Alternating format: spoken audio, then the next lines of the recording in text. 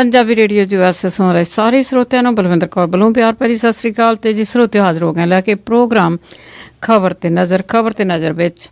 ਅੱਜ ਸਾਡੇ ਨਾਲ ਹੋਣਗੇ ਬਲਤੇਜ ਪੰਨੂ ਜੀ, ਦੱਸਣਗੇ ਭਾਰਤ ਵਿੱਚ ਜਾਂ ਦੇਸ਼ ਵਿਦੇਸ਼ ਦੇ ਵਿੱਚ ਕੀ ਹੋ ਰਿਹਾ ਆ, ਕੀ ਨਹੀਂ ਇਹ ਖਬਰਾਂ ਦੇ ਪਿੱਛੇ। ਤੁਸੀਂ ਪੰਜਾਬੀ ਰੇਡੀਓ US ਨੂੰ ਸੁਣ ਸਕਦੇ ਜੀ ਰੇਡੀਓ ਸੈੱਟ ਤੇ, ਨੈਟ ਤੇ, ਜਾਂ ਤੁਸੀਂ ਫੋਨ ਦੇ ਉੱਤੇ ਵੀ ਸੁਣ ਸਕਦੇ ਆ ਜੀ। Phone number 832 551 5029 8325515029।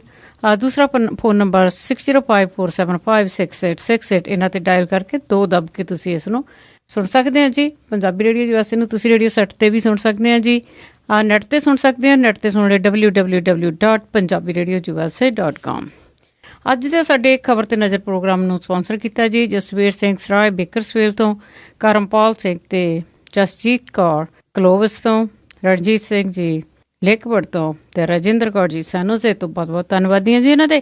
ਤੇ ਆਪਾਂ ਜੀ ਗੱਲਬਾਤ ਕਰਾਂਗੇ ਬਲਤੇਜ ਪੰਨੂ ਹੋਰਾਂ ਦੇ ਨਾਲ। ਬਲਤੇਜ ਪੰਨੂ ਜੀ ਸਤਿ ਸ਼੍ਰੀ ਅਕਾਲ, ਸਵਾਗਤ ਹੈ ਪੰਜਾਬੀ ਰੇਡੀਓ USA ਤੇ।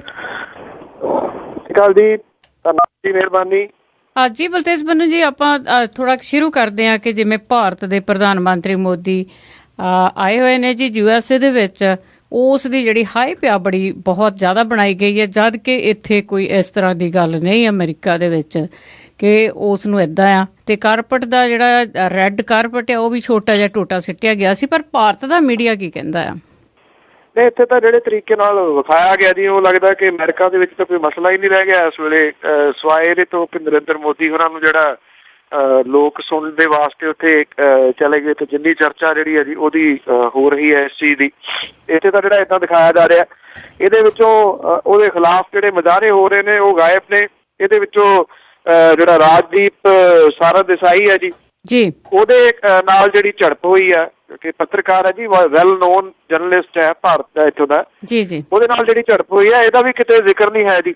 ਕਮ ਸੇ ਕਮ ਮੀਡੀਆ ਦਾ ਜਿਹੜਾ ਪੂਰੇ ਅਦਾਰੇ ਨੇ ਜੀ, ਉਹਨਾਂ ਨੂੰ ਤਾਂ ਇਸ ਮਾਮਲੇ ਦੇ ਉੱਤੇ ਰਾਜਦੀਪ ਸਾਰਦੇਸਾਈ ਦੇ ਨਾਲ ਜਿਹੜੀ ਗੁੰਡਾਗਰਦੀ ਕਰਨ ਦੀ ਕੋਸ਼ਿਸ਼ ਕੀਤੀ ਗਈ ਹੈ ਜੀ, ਉਹਨੂੰ ਠੱਲ ਪਾਉਣੀ ਆ। ਉਹਦੀ ਨਖੇਧੀ ਜਿਹੜੀ ਸੀ ਉਹ ਜ਼ਰੂਰ ਹੋਣੀ ਚਾਹੀਦੀ ਸੀਗੀ।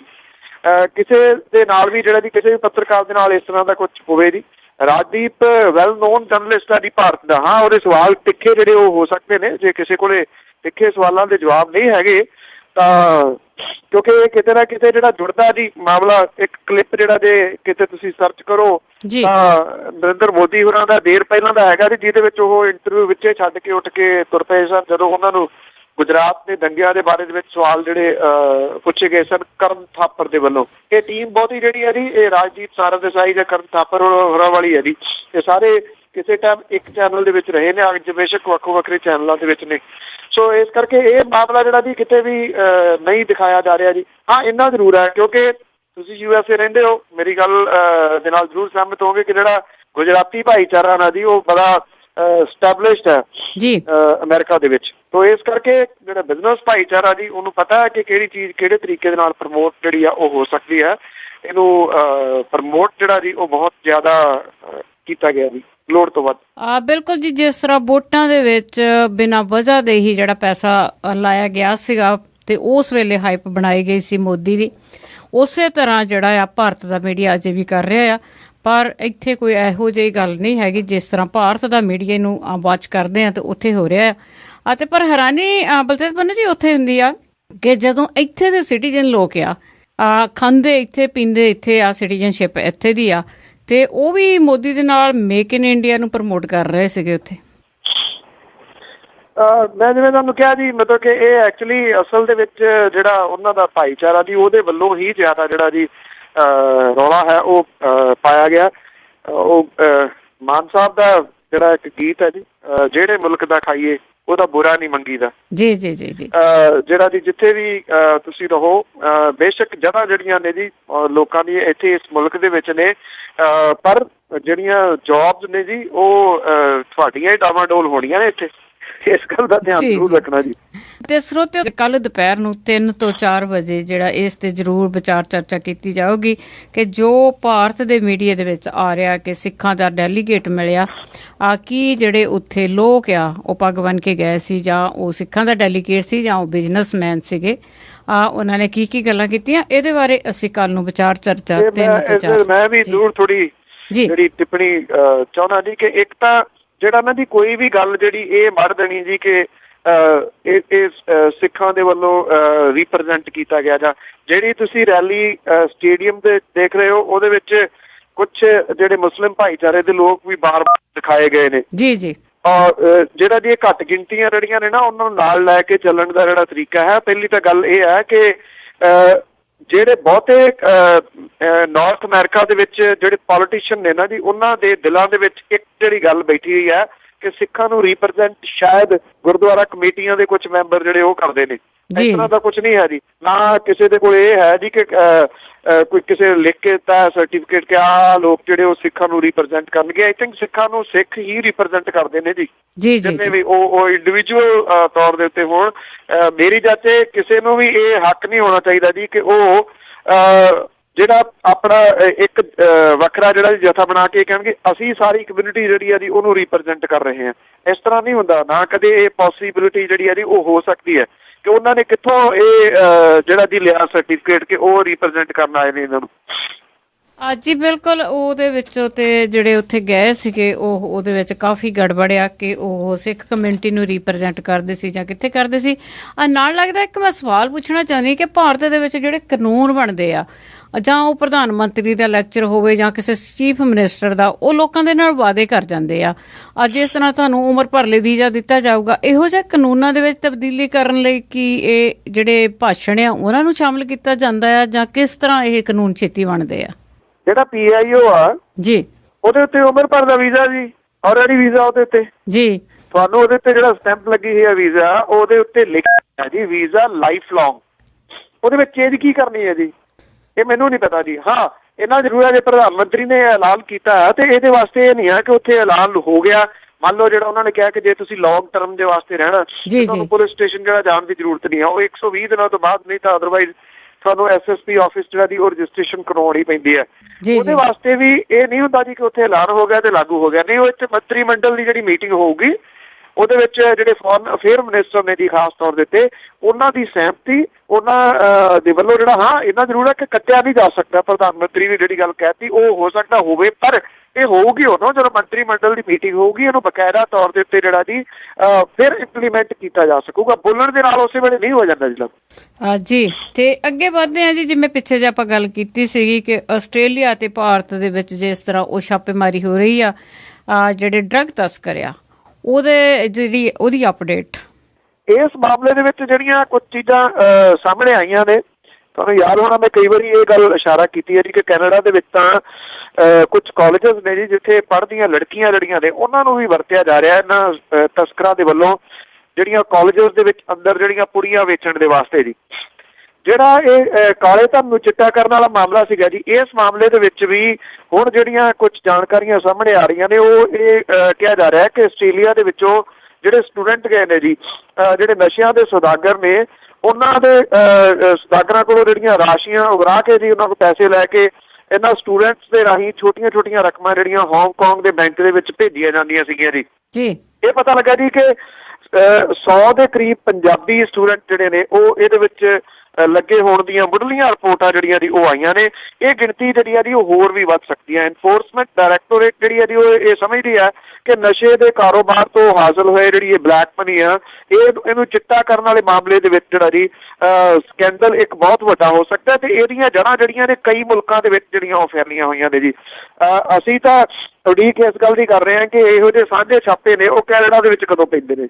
ਜੀ ਬਿਲਕੁਲ, ਜਿੱਥੇ ਵੀ ਡਰੱਗ ਦੇ ਤਸਕਰ ਆ ਉੱਥੇ ਬਹੁਤ ਜ਼ਰੂਰੀ ਆ ਕਿ ਇਹ ਇਸ ਤਰ੍ਹਾਂ ਦੀ ਜਿਹੜੀ ਫੜੋ ਫੜਾਈ ਬਹੁਤ ਜ਼ਰੂਰੀ ਆ। ਤੇ ਇੱਕ ਗੱਲ ਕਰਦੇ ਆ ਜੀ, ਜਿਵੇਂ ਨੀਂਹ ਪੱਥਰ ਰੱਖਣ ਦਾ ਰਿਵਾਜ ਬਹੁਤ ਆ ਕਿ ਜਦੋਂ ਵੋਟਾਂ ਆਈਆਂ ਤੇ ਜਿਹੜੇ ਨੀਂਹ ਪੱਥਰ ਆ ਉਹ ਕਾਰਾਂ ਦੇ ਵਿੱਚ ਹੀ ਰੱਖੇ ਹੁੰਦੇ ਆ, ਜਿੱਥੇ 4 ਲੋਕੀ ਦੇਖੇ ਉੱਥੇ ਨੀਂਹ ਪੱਥਰ ਗੱਡ ਦਿੱਤਾ, ਤੇ ਪਰ ਉਹਨਾਂ ਦਾ ਕਦੇ ਕੋਈ ਕੰਮ ਵੀ ਹੋਇਆ? ਇਹ ਤਾਂ ਝੋਟਿਆਂ ਨੂੰ ਖੁਰਕਣ ਦੇ ਕੰਮ ਹੀ ਆਉਂਦੇ ਆ ਜੀ। ਤਕਰੀਬਨ ਜਿਹੜੇ ਅਵਾਰਾ ਤੁਰੇ ਫਿਰਦੇ ਪਸ਼ੂ ਨੇ ਜੀ ਉਹ ਉਹਨਾਂ ਦੇ ਨਾਲ ਖੁਰਕ ਕਰ ਲੈਂਦੇ ਨੇ। ਇਸ ਤੋਂ ਵੱਧ ਤਾਂ ਬਹੁਤੇ ਨਹੀਂ। ਜੇ ਦੇਖੀਏ ਜਿਹੜੇ ਅੰਕੜੇ ਨੇ ਜੀ ਉਹ ਇਹ ਦੱਸਦੇ ਨੇ ਕਿ ਪੰਜਾਬ ਦੇ ਮੁੱਖ ਮੰਤਰੀ ਪ੍ਰਕਾਸ਼ ਸਿੰਘ ਬਾਦਲ ਤੇ ਉਪ ਮੁੱਖ ਮੰਤਰੀ ਸੁਖਬੀਰ ਸਿੰਘ ਬਾਦਲ ਹੋਰਾਂ ਨੇ ਲੋਕ ਸਭਾ ਚੋਣਾਂ ਦੇ ਵਿੱਚ ਜ਼ਾਬਤਾ ਲਾਗੂ ਹੋਣ ਤੋਂ ਕੁਝ ਦਿਨ ਪਹਿਲਾਂ ਜਿਹੜੀ ਸੋ ਕਾਲਡ ਵਿਕਾਸ ਕਾਰਜਾਂ ਦੀ ਝੜੀ ਲਾਈ ਸੀਗੀ ਜੀ, ਉਹਦੇ ਵਿੱਚ 100% ਦੀ ਵਾਟਰ ਸਪਲਾਈ, ਸੀਵਰੇਜ ਟ੍ਰੀਟਮੈਂਟ ਪਲਾਂਟਾਂ ਦੇ 31 ਨੀਂਹ ਪੱਥਰ ਰੱਖੇ ਸੀਗੇ ਜੀ। ਸੂਬੇ ਦੇ ਵਿੱਚ ਮਿਊਨਿਸਪਲ ਚੋਣਾਂ ਹੋਣ ਜਾ ਰਹੀਆਂ ਨੇ ਔਰ ਇਹ ਨੀਂਹ ਪੱਥਰ ਕੌੜੀਆਂ ਯਾਦਾਂ ਜਿਹੜੀਆਂ ਉਹ ਦਵਾ ਰਹੇ ਨੇ ਜੀ, ਮੂੰਹ ਚੜਾ ਰਹੇ ਨੇ ਇਸ ਵੇਲੇ। ਇਹਨਾਂ 31 ਪ੍ਰੋਜੈਕਟਾਂ ਦੇ ਵਿੱਚੋਂ ਕਿਸੇ ਇੱਕ ਦੇ ਉੱਤੇ ਵੀ ਕੰਮ ਨਹੀਂ ਸ਼ੁਰੂ ਹੋਇਆ ਜੀ, ਇੱਕ ਸਿੰਗਲ ਦੇ ਉੱਤੇ ਵੀ। ਮੁੱਖ ਮੰਤਰੀ ਤੇ ਉਹਨਾਂ ਦੇ ਮੁੰਡੇ ਜੀ ਉਪ ਮੁੱਖ ਮੰਤਰੀ ਸ਼ਹਿਰਾਂ ਦੇ ਵਿੱਚ ਜਦੋਂ ਜਾਂਦੇ ਨੇ ਤਾਂ ਇਹਨਾਂ ਪ੍ਰੋਜੈਕਟਾਂ ਜਿਨ੍ਹਾਂ ਦੇ ਉੱਤੇ ਉਹਨਾਂ ਦੇ ਨਾਂ ਉਕਰੇ ਹੋਏ ਨੇ ਉਹਨਾਂ ਦਾ ਲਾਹਾ ਲੈਣ ਦਾ ਯਤਨ ਤਾਂ ਕਰਦੇ ਨੇ, ਪਰ ਇਹਨਾਂ ਦੇ ਸਿਰੇ ਨਾ ਚੜ੍ਹਨ ਲਈ ਕੇਂਦਰ ਦੇ ਸਿਰ ਦੇ ਉੱਤੇ ਦੋਸ਼ ਮੜ ਦਿੰਦੇ ਆ ਜੀ ਕਿ ਕੇਂਦਰ ਨੇ ਇਹਨਾਂ ਦੀ ਗ੍ਰਾਂਟ ਨਹੀਂ ਭੇਜੀ ਜੀ। ਉਹ ਤਾਂ ਪਹਿਲਾਂ ਮਤਈ ਮਾਂ ਵਾਲੀ ਗੱਲ ਸੀ, ਹੁਣ ਸਕੀਮਾਂ ਜਿਹੜੀ ਉਹਦੇ ਬਾਰੇ ਵੀ ਇੱਦਾਂ ਹੀ ਕਿਹਾ ਜਾ ਰਿਹਾ ਜੀ। ਇਹ ਪ੍ਰੋਜੈਕਟ ਜਿਹੜੇ ਨੇ ਜੀ ਕੇਂਦਰ ਦੀ ਸਰਕਾਰ ਦੇ Jawahar Lal urban renewable mission ਤਹਿਤ ਸ਼ੁਰੂ ਕੀਤੇ ਗਏ ਸੀ। ਅਕਾਲੀ ਇਹਨਾਂ ਬਦਲੇ ਵੋਟਾਂ ਚਾਹੁੰਦੇ ਨੇ, ਉਹ ਨੀਂਹ ਪੱਥਰਾਂ ਉੱਤੇ ਵੀ ਇਹਨਾਂ ਯੋਜਨਾਵਾਂ ਲਈ ਕੇਂਦਰ ਸਰਕਾਰ ਦਾ ਜ਼ਿਕਰ ਕਰਨਾ ਜਿਹੜੇ ਉਹ ਭੁੱਲ ਗਏ ਨੇ ਜੀ। ਜਿਹੜੇ ਨੀਂਹ ਪੱਥਰ ਰੱਖੇ ਗਏ ਨੇ ਉਹਨਾਂ ਦੇ ਵਿੱਚ ਅਬੋਹਰ ਦੇ ਵਿੱਚ ਸੀਵਰੇਜ ਸੜਕਾਂ ਦੀ ਉਸਾਰੀ, ਨਵੇਂ ਸੀਵਰੇਜ ਕਨੈਕਸ਼ਨ ਤਕਰੀਬਨ ਜਿਹੜਾ ਜੀ 71 ਕਰੋੜ ਰੁਪਈਆ, ਸਰਹੰਦ ਦੇ ਵਿੱਚ ਇੱਕ ਯੋਜਨਾ ਜਿਹੜੀ ਜੀ ਤਕਰੀਬਨ 54 ਕਰੋੜ ਰੁਪਈਆ, ਬਰਨਾਲਾ ਦੇ ਵਿੱਚ ਇੱਕ ਯੋਜਨਾ ਤਕਰੀਬਨ 104 ਕਰੋੜ ਰੁਪਈਆ, ਬਸੀ ਪਠਾਣਾ ਦੇ ਵਿੱਚ ਯੋਜਨਾ ਦੀ ਤਕਰੀਬਨ 26.5 ਕਰੋੜ ਰੁਪਈਆ, ਇੱਥੇ ਪਟਿਆਲੇ ਦੇ ਨਾਲ ਲਗਭਗ ਕਸਬਾ ਸਨੌਰ ਉਹਦੇ ਵਿੱਚ ਇੱਕ ਯੋਜਨਾ ਦੀ ਤਕਰੀਬਨ 22 ਕਰੋੜ ਰੁਪਈਆ, ਸੰਗਰੂਰ ਦੇ ਵਿੱਚ ਯੋਜਨਾ ਜਿਹੜੀ ਜੀ ਜਿਹਦੇ ਵਿੱਚ 79 ਕਰੋੜ ਰੁਪਈਆ ਜੀ, ਜੈਤੋ ਜਿੱਥੇ ਕਿ 34 ਕਰੋੜ ਰੁਪਈਆ, ਮਜੀਠੇ ਦੇ ਵਿੱਚ ਤਕਰੀਬਨ 17 ਕਰੋੜ ਰੁਪਈਆ, ਮੌਲ ਹੈ ਨਾਭਾ, ਬੁਢਲਾਡਾ, ਫਰੀਦਕੋਟ, ਕਿੰਨੇ ਕੁ ਗਿਣੀਏ ਜੀ ਅਰਬਾਂ ਰੁਪਈਏ ਦੇ ਇਹ ਪ੍ਰੋਜੈਕਟ ਨੇ ਜੀ, ਅਰਬਾਂ ਰੁਪਈਏ ਦੇ, ਪਰ ਇੱਕ ਸਿੰਗਲ ਵੀ ਸ਼ੁਰੂ ਨਹੀਂ ਹੋਇਆ। 31 ਦੇ 31 ਜਿਹੜੇ ਨੇ ਜੀ ਉਹ ਨੀਂਹ ਪੱਥਰ ਲੱਗੇ ਹੋਏ ਨੇ ਜੀ। ਜਿੱਦਣ ਕਿਸੇ ਧੱਕੇ ਚੜ੍ਹਗੇ ਰੋੜੀ ਕੁੱਟਣ ਵਾਲਿਆਂ ਦੇ ਉਹ ਵੀ ਚੱਕ ਕੇ ਲੈ ਜਾਣਗੇ ਇੱਟਾਂ ਜੀ। ਜੀ ਬਿਲਕੁਲ। ਤੇ ਜੀ ਇੱਕ ਗੱਲ ਕੀਤੀ ਸੀ, ਜਿਹੜੇ 2 ਨੌਜਵਾਨ ਆ ਉਹਨਾਂ ਨੂੰ ਪੁਲਿਸ ਦਾ ਮੁਕਾਬਲਾ ਬਣਾ ਕੇ ਮਾਰ ਦਿੱਤਾ ਗਿਆ ਸੀਗਾ, ਤੇ ਉਹਨਾਂ ਦਾ ਜਿਹੜਾ ਮਾਮਲਾ ਹੈ ਉਹ ਵੀ ਕਾਫੀ ਭਖਿਆ ਹੋਇਆ ਜੀ। ਉਹਨਾਂ ਦੇ ਜਿਹੜੇ ਪਰਿਵਾਰ ਵਾਲੇ ਨੇ ਉਹਨਾਂ ਨੇ ਇਹਨਾਂ ਦੀਆਂ ਡੈਡ ਬੋਡੀਜ਼ ਜਿਹੜੀਆਂ ਨੇ ਜੀ ਉਹ ਇੱਥੇ ਜਿਹੜਾ ਮੇਨ ਰੋਡ ਹੈਗਾ ਜੀ ਚੰਡੀਗੜ੍ਹ ਲੁਧਿਆਣਾ ਉਹਦੇ ਉੱਤੇ ਲਿਆ ਕੇ ਰੱਖ ਲਈ ਹਾਈਵੇ ਦੇ ਉੱਤੇ। ਔਰ ਉਹਨਾਂ ਨੇ ਇਹ ਕਿਹਾ ਜੀ ਕਿ ਕਿਉਂਕਿ ਪੁਲਿਸ ਨੇ ਫੁੱਲ ਬਚਾਉਣ ਦੀ ਕੋਸ਼ਿਸ਼ ਜਿਹੜੀ ਜੀ ਕੀਤੀ, ਪੁਲਿਸ ਵਾਲਿਆਂ ਨੂੰ ਬਚੇ ਨਹੀਂ। ACP ਸਾਹਨੇਵਾਲ ਲਖਵੀਰ ਸਿੰਘ ਟਵਾਣਾ ਜਿਹੜਾ ਉਹਨੇ ਦੱਸਿਆ ਜੀ ਕਿ ਸਰਪੰਚ ਦੇ ਘਰ ਵਾਲੇ ਗੁਰਜੀਤ ਸਿੰਘ, 3 ਪੁਲਿਸ ਮੁਲਾਜ਼ਮ ਜਿਹੜੇ ਨੇ ਉਹਨਾਂ ਨੂੰ ਗ੍ਰਿਫਤਾਰ ਕਰ ਲਿਆ ਗਿਆ ਜੀ। ਇਹਨਾਂ ਨੂੰ ਪੁਲਿਸ ਰਿਮਾਂਡ ਦੇ ਉੱਤੇ ਭੇਜਿਆ ਗਿਆ। ਲੇਟੈਸਟ ਖਬਰਾਂ ਮਿਲਣ ਤੱਕ ਇਹਨਾਂ ਤੋਂ ਕੋਈ ਹਥਿਆਰ ਨਹੀਂ ਮਿਲਿਆ। ਘਟਨਾ ਵਾਲੀ ਥਾਂ ਤੋਂ ਖਾਲੀ ਖੋਲ ਜਿਹੜੇ ਨੇ ਉਹ ਬਰਾਮਦ ਜਿਹੜੇ ਉਹ ਜ਼ਰੂਰ ਕੀਤੇ ਗਏ ਨੇ ਜੀ। ਮੁੱਖ ਮੰਤਰੀ ਨੇ ਇਹਦੀ ਜਿਹੜੀ ਰਿਪੋਰਟ ਆ ਜੀ ਉਹ ਮੰਗ ਲਈ ਹੈ। ਧਰਨਾਕਾਰੀ ਜਿਹੜੇ ਸੀ ਉਹ ਇਹ ਕਹਿ ਰਹੇ ਸਨ, ਡੈਡ ਬੋਡੀਜ਼ ਰੱਖ ਕੇ ਜਿਨ੍ਹਾਂ ਨੇ ਧਰਨਾ ਲਾਇਆ, ਕਿ ਜਮਾਲਪੁਰ ਦੇ ਵਿੱਚ ਪੁਲਿਸ ਮੁਕਾਬਲਾ ਨਹੀਂ ਹੋਇਆ, ਬਲਕਿ ਅਕਾਲੀ ਆਗੂਆਂ ਨੇ ਪੁਲਿਸ ਦੇ ਨਾਲ ਰਲ ਕੇ ਕਤਲ ਕੀਤਾ। ਉਹਨਾਂ ਨੇ ਕਿਹਾ ਕਿ ਇਸ ਮਾਮਲੇ 'ਚ ਬੇਸ਼ੱਕ 3 ਕਰਮਚਾਰੀ ਜਿਹੜੇ ਨੇ ਜੀ ਉਹ ਰੱਖੇ ਗਏ ਨੇ। ਉਹਨਾਂ ਨੇ ਕਿਹਾ ਕਿ ਅਕਾਲੀ ਆਗੂ ਗੁਰਜੀਤ ਸਿੰਘ ਦੇ ਖਿਲਾਫ ਕੇਸ ਦਰਜ ਹੋਇਆ, ਪਰ ਮਾਛੀ ਵਾਲੇ ਦੇ SHO ਤੇ ਬਾਕੀ ਵਿਅਕਤੀਆਂ ਦੇ ਖਿਲਾਫ ਕੋਈ ਕਾਰਵਾਈ ਜਿਹੜੀ ਉਹ ਨਹੀਂ ਹੋਈ। ਉਹਨਾਂ ਨੇ ਇਹ ਵੀ ਕਿਹਾ ਕਿ ਬੋਹਾਪੁਰ ਦੇ 2 ਨੌਜਵਾਨ ਇਹ ਵੀ ਅਕਾਲੀਆਂ ਨਾਲ ਸੰਬੰਧਿਤ ਨੇ, ਪੀਟਰ ਤੇ ਜਾਰਜੀਆ, ਇਹ ਵੀ ਸ਼ਾਮਲ ਸਨ। ਇਹਨਾਂ ਦੇ ਉੱਤੇ ਕੋਈ ਪਰਚਾ ਨਹੀਂ ਦਰਜ ਕੀਤਾ, ਮੌਕੇ ਤੋਂ ਜਿਹੜੇ ਸਨ ਉਹ ਫਰਾਰ ਹੋ ਗਏ ਸਨ। ਬੜੇ ਵਾਰੀ ਇਹ ਗੱਲ ਜਿਹੜੀ ਇਹਦੀ ਕਹੀ ਗਈ ਹੈ ਕਿ ਇਹ ਐਕਚੁਅਲੀ ਜਿਹੜਾ ਜਿੰਨ ਕੱਢਿਆ ਹੋਇਆ ਨਾ ਜੀ ਬੋਤਲ ਦੇ ਵਿੱਚੋਂ ਯੈਡ ਵਾਲਾ, ਇਹ ਕੰਮ ਖਰਾਬ ਕਰੂਗਾ, ਪਰ ਕੋਈ ਜਿਹੜਾ ਜੀ ਇਹ ਗੱਲ ਸਮਝ ਨਹੀਂ ਰਿਹਾ। ਹੁਣ ਹਾਲਾਤ ਜਿਹੜੇ ਨੇ ਜੀ ਪੰਜਾਬ ਦੇ ਇਹੋ ਜਿਹੇ ਬਣਾ ਦਿੱਤੇ ਨੇ ਕਿ ਇੱਕ ਅਕਾਲੀ ਸਰਪੰਚ ਵੀ ਨਹੀਂ, ਅਕਾਲੀ ਸਰਪੰਚ ਦੇ ਘਰ ਵਾਲਾ ਜਿਹੜਾ ਜੀ ਉਹ ਪੁਲਿਸ ਵਾਲਿਆਂ ਨੂੰ ਨਾਲ ਲੈਂਦਾ ਤੇ ਸ਼ਰੇਆਮ 2 ਨੌਜਵਾਨਾਂ ਦੇ ਸਿਰ ਦੇ ਵਿੱਚ ਗੋਲੀ ਮਾਰ ਕੇ ਉਹਨਾਂ ਦਾ ਮੁਕਾਬਲਾ ਜਿਹੜਾ ਜੀ ਬਣਾਉਣ ਦੀ ਕੋਸ਼ਿਸ਼ ਕਰਦਾ। ਉਹ ਕੋਈ ਗੁੰਡੇ ਸਨ ਜੀ, ਉਹ ਕੋਈ ਬਦਮਾਸ਼ ਸਨ, ਉਹ ਤਾਂ ਸਟੂਡੈਂਟ ਸਨ, ਉਹ ਪੜ੍ਹਨ ਵਾਲੇ ਜਿਹੜੇ ਮੁੰਡੇ ਸਨ। ਸਿਰਫ ਇਹੀ ਹੈ ਜੀ ਦੁਸ਼ਮਣੀ ਸੀ। ਸੋ ਇਸ ਤਰੀਕੇ ਦੇ ਨਾਲ ਹੁਣ ਦੁਸ਼ਮਣੀਆਂ ਜਿਹੜੀਆਂ ਨੇ ਜੀ ਉਹ ਪੰਜਾਬ ਦੇ ਵਿੱਚ ਇਹ ਅਕਾਲੀ ਦਲ ਦੇ ਜਿਹੜੇ ਨੇਤਾ ਨੇ ਜੀ ਜਾਂ ਉਹਨਾਂ ਦੇ ਛੱਡੇ ਹੋਏ ਜਿਹੜੇ ਗੁੰਡੇ ਨੇ ਪੰਜਾਬ ਦੇ ਵਿੱਚ ਉਹ ਹੁਣ ਇਹ ਕਰਨ ਲੱਗੇ ਨੇ। ਇਹਨੂੰ ਲੈ ਕੇ ਮਸਲਾ ਜਿਹੜਾ ਜੀ ਉਹ ਭਖਦਾ ਤੁਰਿਆ ਆ ਰਿਹਾ ਜੀ। ਅਜੇ ਇਹਦੇ ਵਿੱਚ ਰਾਜਸੀ ਧਿਰਾਂ ਸ਼ਾਮਲ ਨਹੀਂ ਹੋਈਆਂ।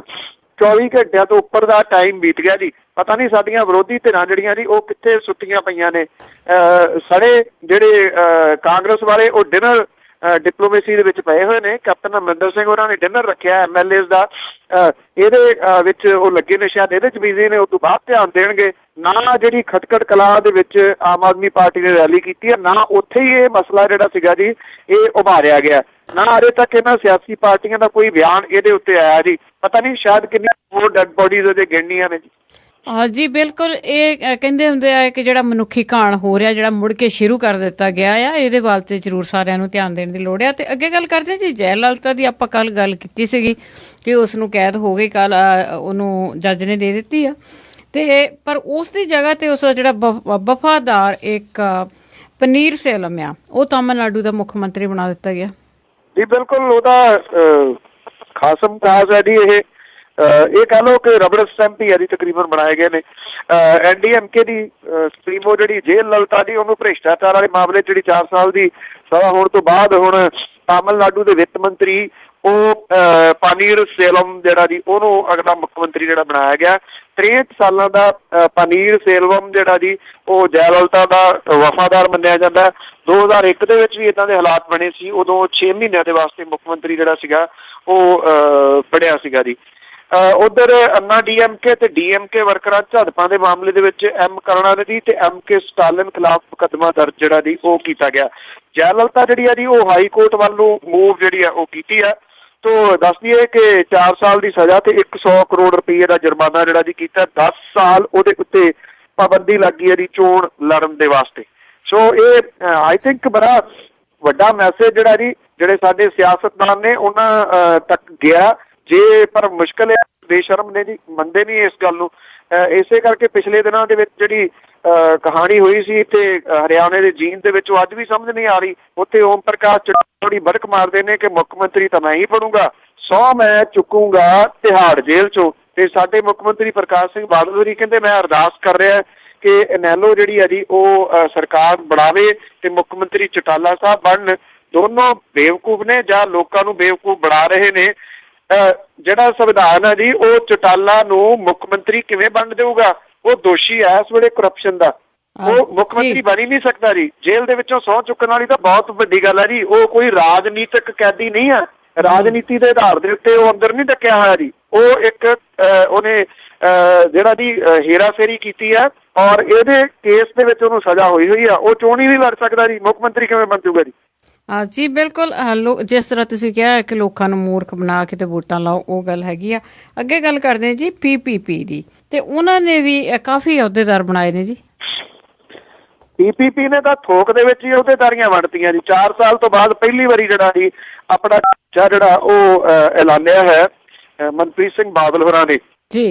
ਹੁਣ ਜਿਹੜਾ ਇਹ ਢਾਂਚਾ ਐਲਾਨਿਆ ਗਿਆ ਜੀ, ਇਹਦੇ ਵਿੱਚ 2500 ਅਹੁਦੇਦਾਰੀਆਂ ਜਿਹੜੀਆਂ ਜੀ ਉਹ ਦੇ ਦਿੱਤੀਆਂ ਗਈਆਂ ਨੇ ਜੀ। ਉਹਨਾਂ ਨੇ ਇਹ ਕਿਹਾ ਜੀ ਕਿ ਅਗਲੀਆਂ ਜਿਹੜੀਆਂ ਨਿਗਮਨੀਆਂ ਚੋਣਾਂ ਨੇ ਉਹ ਅਸੀਂ ਕਾਂਗਰਸ ਦੇ ਨਾਲ ਰਲ ਕੇ ਜਿਹੜੀਆਂ ਜੀ ਉਹ ਲੜਾਂਗੇ। 51 ਮੈਂਬਰੀ ਕਮੇਟੀ ਜਿਹੜੀ ਹੈ ਜੀ ਬਣਾਈ ਗਈ ਆ। ਪ੍ਰਧਾਨ ਮਨਪ੍ਰੀਤ ਸਿੰਘ ਬਾਦਲ ਨੇ 5 ਸੀਨੀਅਰ ਮੀਤ ਪ੍ਰਧਾਨ, 1 ਜਨਰਲ ਸਕੱਤਰ ਜਨਰਲ, 10 ਮੀਤ ਪ੍ਰਧਾਨ, 1 ਦਫ਼ਤਰ ਸਕੱਤਰ, 1 ਪ੍ਰੈਸ ਸਕੱਤਰ, 34 ਜਨਰਲ ਸਕੱਤਰ, 26 ਸਕੱਤਰ, 11 ਜੁਆਇੰਟ ਸਕੱਤਰ ਜਿਹੜੇ ਨੇ ਉਹ ਬਣਾਏ ਨੇ। ਪਤਾ ਨਹੀਂ ਇੰਨੇ ਮੈਂਬਰ ਉਹਨਾਂ ਕੋਲੇ ਹੈਗੇ ਆ ਕਿ ਨਹੀਂ, ਜਿੰਨੀਆਂ ਅਹੁਦੇਦਾਰੀਆਂ ਉਹਨਾਂ ਨੇ ਦੇ ਦਿੱਤੀਆਂ ਨੇ। ਇੱਕ ਦੂਜੀ ਗੱਲ ਉਹਨਾਂ ਨੇ ਇਹ ਕਲੀਅਰ ਨਹੀਂ ਕੀਤੀ ਕਿ ਉਹਨਾਂ ਨੇ ਕਾਂਗਰਸ ਤੋਂ ਅਸਤੀਫਾ ਦੇ ਦਿੱਤਾ ਕਿ ਨਹੀਂ, ਕਿਉਂਕਿ ਉਹਨਾਂ ਨੇ ਮੈਂਬਰਸ਼ਿਪ ਲਈ ਸੀ ਪਿਛਲੀਆਂ ਜਿਹੜੀਆਂ ਲੋਕ ਸਭਾ ਦੀਆਂ ਚੋਣਾਂ ਲੜਨ ਦੇ ਮੌਕੇ, ਜਿਹਦੇ ਕਰਕੇ ਉਹਨਾਂ ਨੇ ਕਾਂਗਰਸ ਦੇ ਚੋਣ ਨਿਸ਼ਾਨ ਤੇ ਇਹ ਚੋਣ ਲੜੀ ਸੀ। ਜੀ। ਹਾਂ ਤੇ ਜੀ ਅੱਗੇ ਆਪਾਂ ਗੱਲ ਕਰਦੇ ਹਾਂ ਆਮ ਆਦਮੀ ਪਾਰਟੀ ਦੀ। ਤੇ ਉਹਨਾਂ ਨੇ ਵੀ ਇਹ ਗੱਲ ਕਹੀ ਜੀ ABC ਦੀ ਛੁੱਟੀ ਕਰੋ। ABC ਦਾ ਉਹਨਾਂ ਦਾ ਕਹਿਣ ਦਾ ਭਾਵ ਕੀ ਹੋ ਸਕਦਾ? ਇਹ ਐਕਚੁਅਲੀ ਦੀ ਜਿਹੜੀ ਭਰਵੀਂ ਰੈਲੀ ਇੱਕ ਖਟਕੜ ਕਲਾਂ ਦੇ ਵਿੱਚ ਕੀਤੀ ਆਮ ਆਦਮੀ ਪਾਰਟੀ ਨੇ। ਇਹਦੇ ਵਿੱਚ ਚਾਰੇ ਜਿਹੜੇ ਮੈਂਬਰ ਪਾਰਲੀਮੈਂਟ ਨੇ ਪੰਜਾਬ ਤੋਂ ਜਿੱਤੇ, ਉਹ ਪਹਿਲੀ ਵਾਰ ਇਕੱਠੇ ਦੇ ਸੀ। ਇੱਕ ਤਾਂ ਗੱਲ। ਦੂਜੀ ਗੱਲ ਸੀ ਜਿਹੜੇ ਗਾਇਬ ਨੇ ਜੀ ਹਰਿੰਦਰ ਸਿੰਘ ਖਾਲਸਾ ਹੋਰੀ, ਉਹ ਵੀ ਦਿਸਪੇ ਜੀ, ਉਹ ਵੀ ਪੰਜਾਬ ਦੇ ਵਿੱਚ ਹੀ ਨੇ। ਉਹਨਾਂ ਨੂੰ ਦੇਖਿਆ ਲੋਕਾਂ ਨੇ ਜਿੱਤਣ ਤੋਂ ਬਾਅਦ ਪਹਿਲੀ ਵਾਰੀ ਕਿਸੇ ਸਟੇਜ ਦੇ ਉੱਤੇ। ਸ਼ਾਇਦ ABC ਜਿਹੜਾ ਸੀਗਾ ਜੀ ਉਹ ਨਵਾਂ ਨਾਅਰਾ ਦਿੱਤਾ ਗਿਆ ਜੀ। ਇਹਦੇ ਵਿੱਚ ਜਿਹੜੇ ਦਿੱਲੀ ਤੋਂ ਆਏ ਆਗੂ ਨੇ ਜੀ, ਉਹਨਾਂ ਨੇ A ਤੋਂ ਅਕਾਲੀ ਦਲ, B ਤੋਂ ਭਾਰਤੀ ਜਨਤਾ ਪਾਰਟੀ ਤੇ C ਤੋਂ ਕਾਂਗਰਸ, ਉਹਨਾਂ ਨੇ ਕਿਹਾ ਕਿ ABC ਜਿਹੜੀ ਆ ਜੀ ਇਹਨੂੰ ਪੰਜਾਬ ਤੋਂ ਚੱਲਦਾ ਕਰੋ। ਪਰ ਉਹਨਾਂ ਨੇ ਇਹ ਵੀ ਗੱਲ ਕਹੀ ਕਿ ਪੰਜਾਬ ਦੇ ਵਿੱਚ ਅਗਲੀ ਜਿਹੜੀ ਸਰਕਾਰ ਹੈ ਉਹ ਆਮ ਆਦਮੀ ਪਾਰਟੀ ਦੀ ਜਿਹੜੀ ਇਹਦੀ ਬਣੂਗੀ, ਕਿਉਂਕਿ ਕਰਪਟ ਜਿਹੜੇ ਪਾਰਟੀਆਂ ਨੇ ਉਹਨਾਂ ਨੇ ਕਰਪਸ਼ਨ ਦੇ ਨਾਲ ਪੰਜਾਬ ਨੂੰ ਜਿਹੜਾ ਜੀ ਉਹ ਲੱਦ ਦਿੱਤਾ। ਮੇਰੇ ਸੁਣਦੇ ਲੋਕਾਂ ਦਾ ਬਹੁਤ ਵੱਡਾ ਇਕੱਠ ਜਿਹੜਾ ਸੀਗਾ ਜੀ ਇਸ ਰੈਲੀ ਦੇ ਵਿੱਚ ਉਮੜਿਆ। ਪਰ ਦੇਖਦੇ ਆ ਜੀ ਕਿ ਅੱਗੋਂ ਪਾਰਟੀ ਜਿਹੜੀ ਹੈ ਜੀ ਉਹ ਆਪਣਾ ਢਾਂਚਾ ਬਣਾਉਂਦੀ ਹੈ ਜਾਂ ਮਨਪ੍ਰੀਤ ਵਾਂਗੂ ਜਿਹੜਾ ਜੀ ਉਹ ਵੇਲੇ ਦਾ ਕੰਮ ਕਵੇਲੇ ਦੀਆਂ ਟੱਕਰਾਂ ਵਾਲਾ ਹੀ ਕੰਮ ਕਰੂਗੀ ਜੀ। ਜੀ ਤੇ ਅੱਗੇ ਗੱਲ ਕਰੀਏ ਜੀ ਪਾਵਰਕਾਮ ਦੀ। ਉਹ ਤੁਸੀਂ ਇੱਕ ਕਲਿੱਪ ਯਾਦ ਹੋਣਾ, ਕਹਿੰਦੇ ਕੋਲਾ ਕਿੰਨਾ ਚਾਹੀਦਾ ਹੈ, ਕੋਲਾ ਬਹੁਤ ਹੈ, ਜੇ ਕੁਛ ਕਿਤੇ ਅੱਗ ਲਾਉਣੀ ਹੈ ਤੇ ਜ਼ਰੂਰ ਦੱਸੋ। ਪਰ ਪਾਵਰਕਾਮ ਹੈ ਜਿਹੜੀ, ਇਹ ਬੜੀ ਕਸੂਤੀ ਸਥਿਤੀ ਦੇ ਵਿੱਚ ਫਸੀ ਹੋਈ ਹੈ ਇਸ ਵੇਲੇ। ਇੱਕ ਕਿਤੇ ਫੇਸਬੁੱਕ ਦੇ ਉੱਤੇ ਸਰਚ ਕਰਨਾ ਯੱਬਲੀਆਂ ਜੀ, ਉਹਦੇ 'ਚ ਵੀ ਤੁਹਾਨੂੰ ਦਿਸੂਗਾ ਜੀ। ਉਹ 2 ਕਲਿੱਪ ਨੇ ਜੀ। ਇੱਕ ਕਹਿੰਦੇ ਕੋਲਾ ਬਹੁਤ ਆ, ਦੂਜੇ ਕਹਿੰਦੇ ਮੁਸ਼ਕਲ ਕੋਲੇ ਦੀ ਆ। ਕੋਲਾ ਬਹੁਤ ਆ, ਮੁਸ਼ਕਲ ਕੋਲੇ ਦੀ ਆ। ਇਹ 'ਚ ਪਤਾ ਲੱਗ ਰਿਹਾ ਕਿ ਸਹੀ ਗੱਲ ਜਿਹੜੀ ਆ ਜੀ ਉਹ ਕੀ ਆ। ਇਸ ਵੇਲੇ ਸੁਪਰ ਥਰਮਲ ਪਲਾਂਟ ਰੋਪੜ ਦੇ ਵਿੱਚ ਸਿਰਫ 4 ਦਿਨ, ਬਠਿੰਡੇ ਦੇ ਵਿੱਚ 5 ਦਿਨ, ਲਹਿਰਾ ਮੁਹੱਬਤ ਦੇ ਵਿੱਚ 6 ਦਿਨ ਦਾ ਕੋਲਾ ਜਿਹੜਾ ਬਚਿਆ ਜੀ। ਕੋਲੇ ਦੀ ਕਮੀ ਕਰਕੇ ਜਿੱਥੇ 2 ਦਿਨ ਪਹਿਲਾਂ ਲਹਿਰਾ ਮੁਹੱਬਤ ਪਲਾਂਟ ਦਾ ਇੱਕ ਯੂਨਿਟ ਬੰਦ ਕਰ ਦਿੱਤਾ ਗਿਆ ਸੀ, ਉੱਥੇ ਰੋਪੜ ਤੇ ਬਠਿੰਡਾ ਦਾ ਇੱਕ ਯੂਨਿਟ ਬੰਦ ਕਰ ਦਿੱਤਾ ਗਿਆ। ਬਾਕੀ 11 ਯੂਨਿਟਾਂ ਨੂੰ ਵੀ ਘੱਟ ਲੋਡ ਤੇ ਕਰ ਦਿੱਤਾ ਗਿਆ ਜੀ।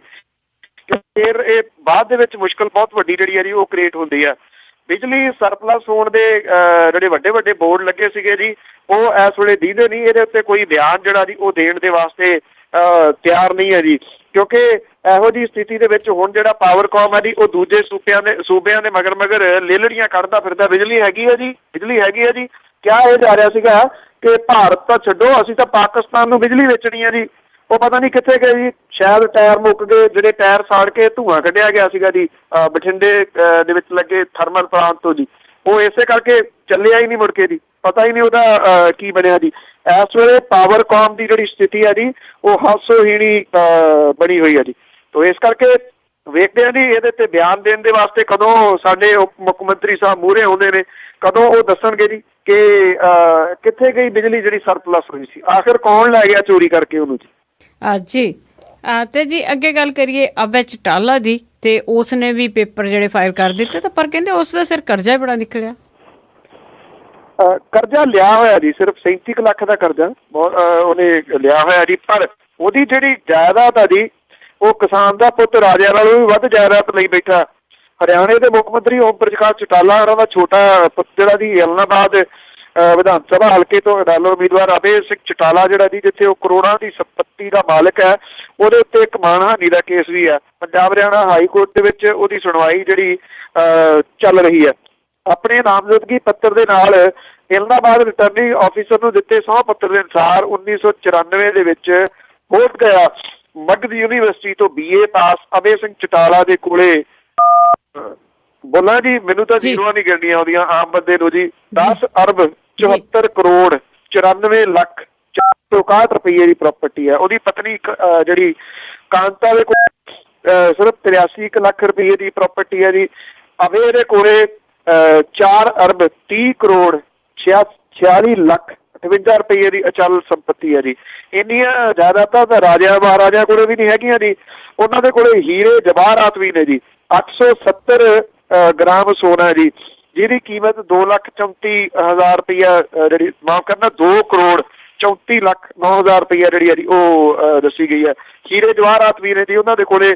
ਲੰਬੀ ਆਸਾ ਖੇੜਾ ਚਟਾਲਾ ਸ਼ੇਰਗੜ੍ਹ ਦਮਵਾਲੀ ਦੇ ਵਿੱਚ ਕਰੋੜਾਂ ਰੁਪਏ ਦੀ ਉਹਨਾਂ ਦੀ ਸੰਪਤੀ ਹੈ। ਪਰ ਵਿਚਾਰੇ ਫੇਰ ਵੀ ਕਰਜ਼ਦਾਰ ਨੇ ਜੀ। 37 ਲੱਖ ਰੁਪਇਆ ਕਰਜ਼ਾ ਲਿਆ ਹੋਇਆ, ਉਹ ਵੀ ਗੱਡੀਆਂ ਲੈਣ ਲਈ ਜੀ। ਤੇ ਅੱਗੇ ਗੱਲ ਕਰੀਏ ਜੀ, ਜਿਸ ਤਰ੍ਹਾਂ ਤੁਸੀਂ ਦੱਸਿਆ ਸੀਗਾ ਕਿ ਭਗਤ ਸਿੰਘ ਹੋਰਾਂ ਦੇ ਜਨਮ ਦਿਨ ਤੇ ਇੱਕ ਲਹਿਰ ਦਾ ਆਗਾਜ਼ ਹੋਊਗਾ, ਤੇ ਉਸ ਲਹਿਰ ਦਾ ਜਿਹੜੀ ਜਾਗਰੂਕ ਕਰ ਰਹੇ ਨੇ ਨੌਜਵਾਨਾਂ ਨੂੰ, ਉਸ ਦਾ ਆਗਾਜ਼ ਕਿਸ ਤਰ੍ਹਾਂ ਹੋਇਆ?